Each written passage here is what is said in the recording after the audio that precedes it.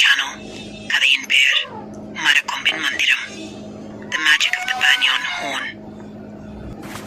தீனா சிறிய துணிச்சலான யானைக்குட்டி, சிச்சி நகைச்சுவை மிக்க நீளவால் குரங்கு, முத்தம்மா அறிவும் பாசமும் நிறைந்த கிளி, தளிர் செடியின் உள்ளே வாழும் மாயப்பூச்சி, கருமழை காட்டில் பயம் பரப்பும் ஒளிவிளக்கான காற்று மர்மம். ஒரு தூர காட்டின் நடுவே பசுமை நிறைந்த வனம் ஒன்றில் விலங்குகள் அமைதியாக வாழ்ந்தன. ஆனால் அந்த காட்டில் ஒளிந்த ஒரு மர்மம் இருந்தது, மரக்கொம்பின் மந்திரம். முத்தம்மா கிளி, தீனா, நீ மரக்கொம்பை பற்றி பேச்சை கேட்டிருக்கிறாயா? அதில் ஒளிந்திருக்கும் சக்தி எதையும் மாற்றக்கூடியது.